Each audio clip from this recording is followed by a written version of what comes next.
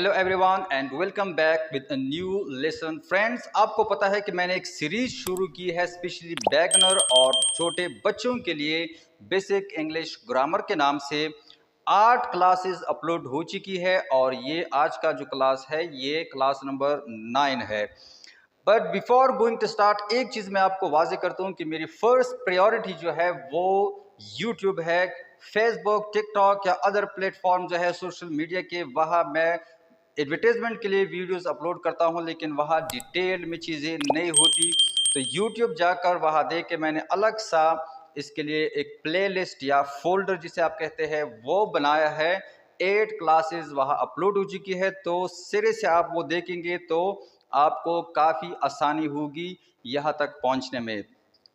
तो आज हम सीखने वाले हैं, जैसे अगर आपसे कोई पूछे, कोई आपके घर मेहमान आया हुआ है, वो आपसे पूछिए कि छोटे बच्चे से या आपसे कि वो कौन है, तो आप इंग्लिश में कैसे कहेंगे कि he is my father, he is my uncle, he is my brother etcetera.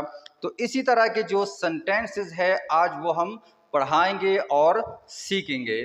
तो पहले प्रोनाउन देख ले, ये ज़रूरी है कि ये आपको आते हो।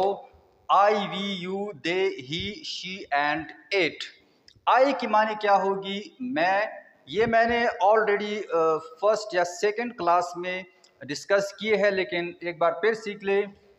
वी की माने होगी हम, यू की माने होगी तुम या आप, दे की माने होगी वो, लेकिन ये एक से ज़्यादा के लिए तो आप यहाँ जमा का लफ्ज़ लगा सकते हैं कि ज़्यादा जब हो प्लूरल फॉर्म के लिए तो हम दे लगाते हैं।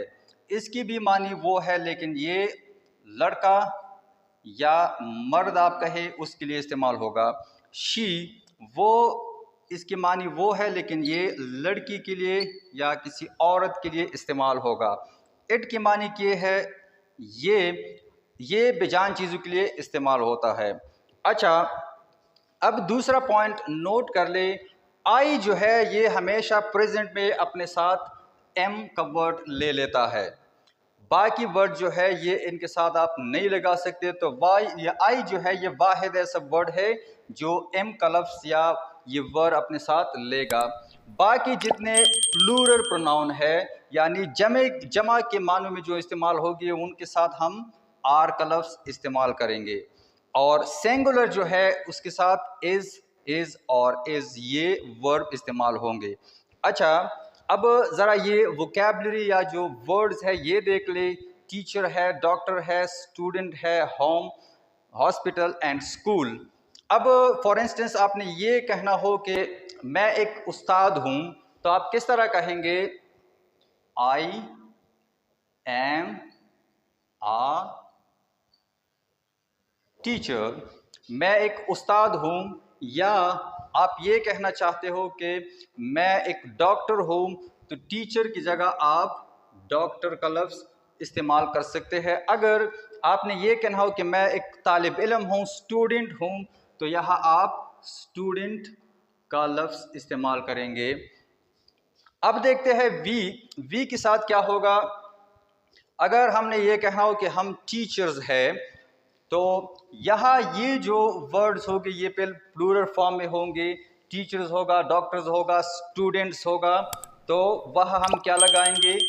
जैसे हमने कहना हो कि हम टीचर्स हैं, हम असातिज़ा है, तो हम कहेंगे वी आर टीचर्स। अगर आपने ये कहना हो कि हम डॉक्टर्स हैं, तो यहाँ आपने क्या लगाना है? डॉक्टर्स। सिर्फ एस का इजाफा आपने यहाँ करना है, वो प्लूरल फॉर्म में बन जाएगा। क्यों? क्योंकि वी जो है ये प्लूरल मानी में इस्तेमाल होता है, तो यहाँ आपके साथ ये वर्ड जो है ये प्लूरल फॉर्म में होना चाहिए। अच्छा, अगर आपने ये कहना हो कि वो स्टूडेंट्स है या वो तालिब इल्म है, वो असातिज़ा है, वो डॉक्टर्स है, तो फिर क्या कहेंगे? They are doctors. या अगर आपने ये कहना हो कि वो तालिब इल्म है, तो दे आर स्टूडेंट्स। अब आपने अगर ये कहना हो कि एक लड़की है, फीमेल डॉक्टर है, तो आपने कहना हो कि वो एक डॉक्टर है, तो क्या लगाएंगे? शी। ये लड़का या लड़की या औरत के लिए इस्तेमाल होता है। तो अगर एक लेडी डॉक्टर है तो हम क्या कहेंगे?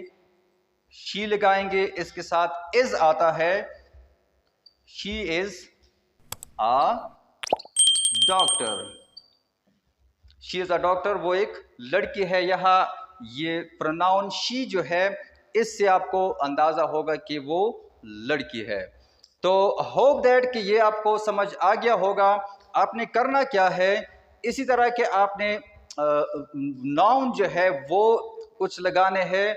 उसके बाद I, we, you, they, he, she, it, इसकी ऑलरेडी मैंने उर्दू मानी लिखी है।